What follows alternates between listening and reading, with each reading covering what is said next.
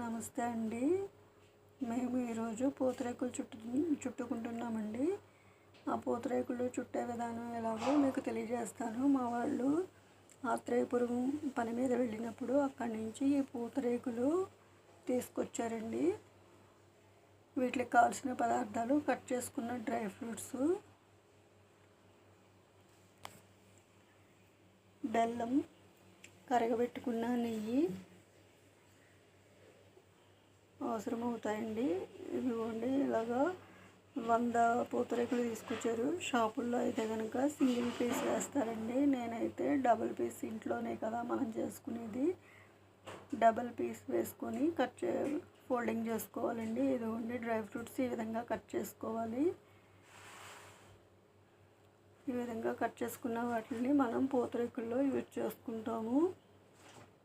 అలాగే ఇదిగోండి, తురుముకున్న బెల్లం, ఈ విధంగా బెల్లం తురుముకోవాలి. అలాగే కరగబెట్టుకున్న నెయ్యి అండి. ఇదిగోండి, స్వచ్ఛమైన ఇంట్లో తయారు చేసుకున్న కరగబెట్టుకున్న నెయ్యి అది. అలాగే ఈ పూతరేకులు, డ్రై ఫ్రూట్స్ అవన్నీ వేసి ఇలా ఫోల్డింగ్ చేస్తే ఈ విధంగా ఉంటాయండి. మనం చుట్టుకున్న పూతరేకులు ఈ విధంగా ఉంటాయి. అవన్నీ వేసుకొని చుట్టుకుంటే కనుక ఇప్పుడు చుట్టుకునే విధానం చెబుతున్నానండి. ఇలాగా పూతరేకులు విడివిడిగా వేసుకోవాలండి. నేనైతే డబల్ లేయర్ వేసాను. 2 పూతరేకులు ఉపయోగించుకున్నాము. అందులో ఫస్ట్ నెయ్యి అప్లై చేసుకున్నామండి. తర్వాత డ్రై ఫ్రూట్స్ వేసుకున్నాము. తర్వాత బెల్లం చిమ్ముకున్నాము. మళ్ళీ అలాగే నెయ్యి మళ్ళీ ఒకసారి అప్లై చేసుకొని, ఎక్కువగా అప్లై చేసుకుంటే టేస్టీగా ఉంటుందండి. నెయ్యి కూడా త్వరగా ఫోల్డింగ్ చేసినప్పుడు కూడా అంటుకుంటుంది.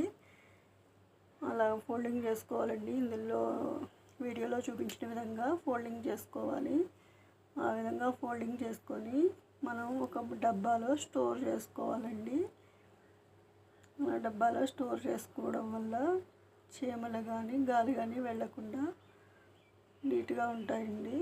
మనకు కావాల్సినప్పుడల్లా ఉపయోగించుకుంటే సరిపోతుంది, తింటే సరిపోతుంది.